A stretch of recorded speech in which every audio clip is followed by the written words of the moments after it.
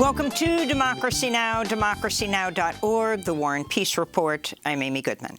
Russia has intensified its attacks on Ukraine's major cities. The governor of Kharkiv, Ukraine's second-largest city, said at least 21 people were killed and over 100 wounded in a 24-hour period under heavy Russia shelling.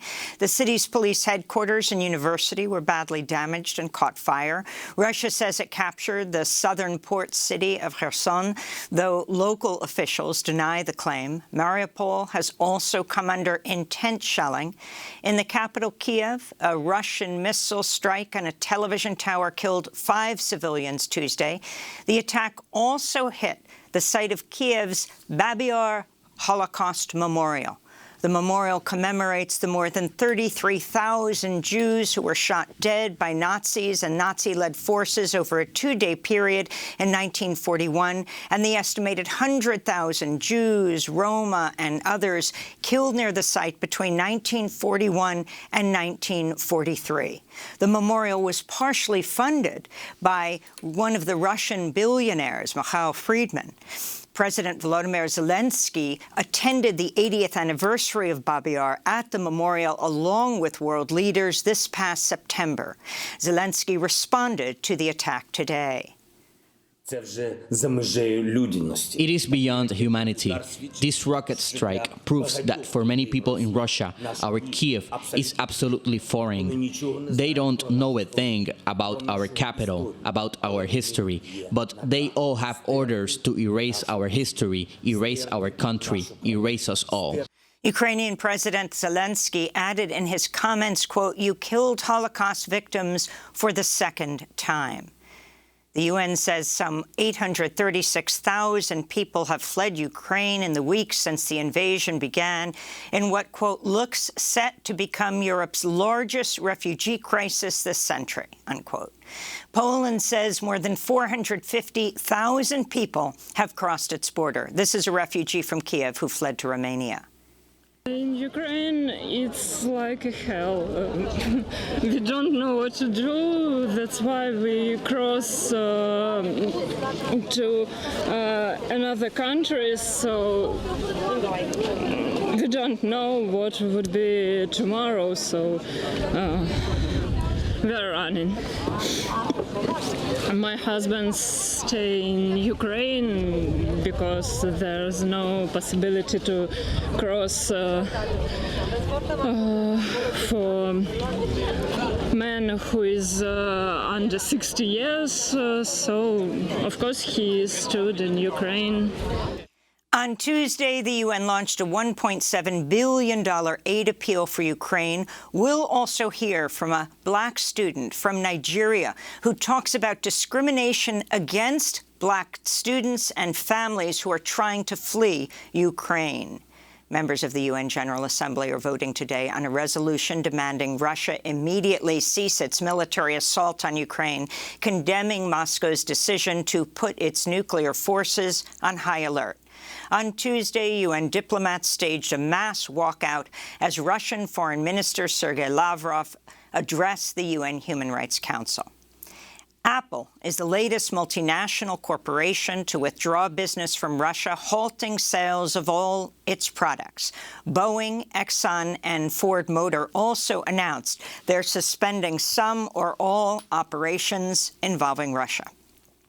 At his first State of the Union address, President Biden also announced new U.S. measures against Russia. And tonight, I'm announcing that we will join our allies in closing off American airspace to all Russian flights, further isolating Russia and adding additional squeeze on their economy.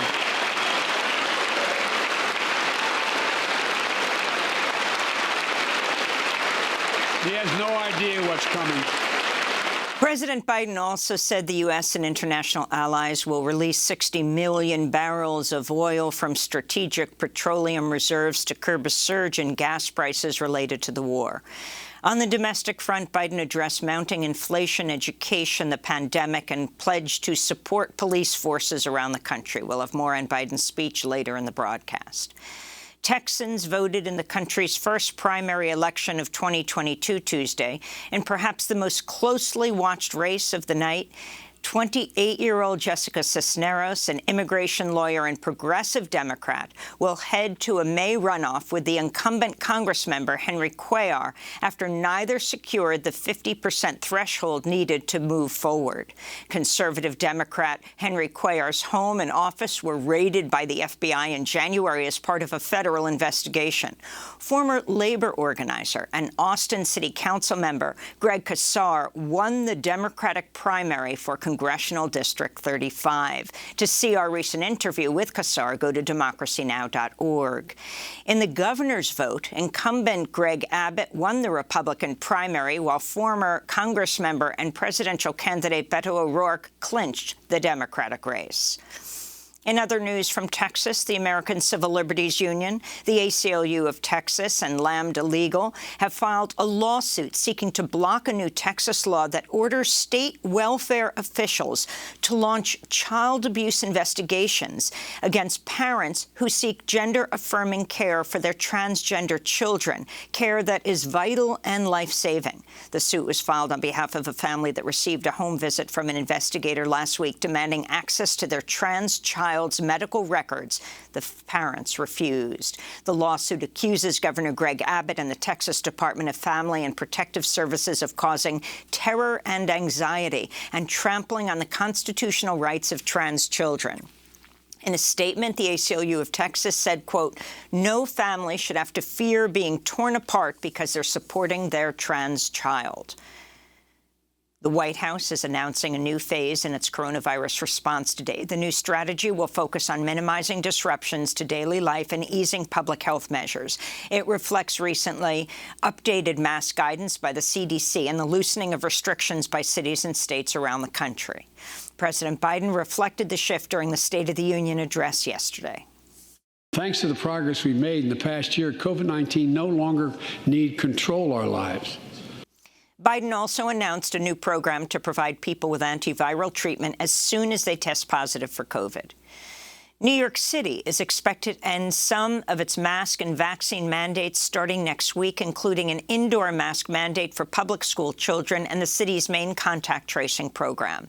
On the West Coast, California, Oregon, and Washington announced they're dropping school mask mandates after March 11th.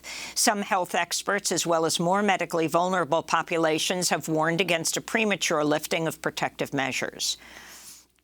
In Canada, the Capuano First Nation community has discovered at least 169 potential mass graves on the grounds of the former Gruard Mission Residential School in northern Alberta.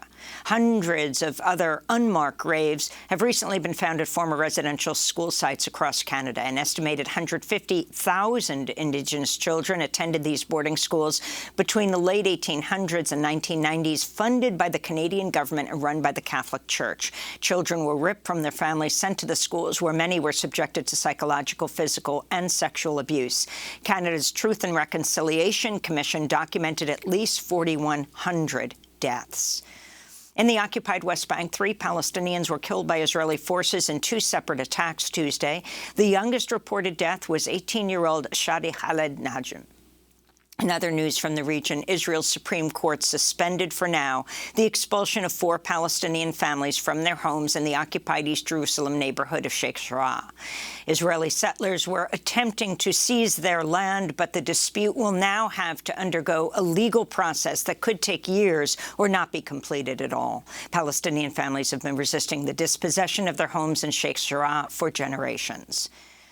Panama has enacted a law recognizing the legal rights of nature. Environmentalists are celebrating the legislation as a tool to fight against ecological destruction and the climate crisis. The law defines nature as a unique, indivisible, and self-regulating community of living beings and guarantees nature's rights to conserve its biodiversity and to be restored after it's harmed by human activity.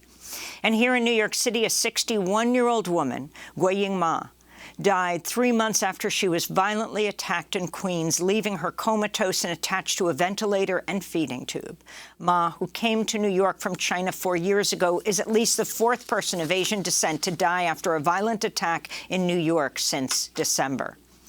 And Congressmember Alexandria Ocasio-Cortez blasted House Minority Leader Kevin McCarthy for his hollow condemnation of far-right Republicans Marjorie Taylor Greene and Paul Gosar, who both spoke at a white nationalist event over the weekend. The New York Democrat tweeted, quote, "McCarthy has been protecting his little KKK caucus for years with these toothless statements. It's how he covers for them." Ocasio-Cortez reminded her followers that McCarthy, quote, passionately defended Gosar last year when he reposted a violent animated video showing himself killing AOC and attacking President Biden. AOC added he works to protect them. And those are some of the headlines. This is Democracy Now!, democracynow.org, The War and Peace Report.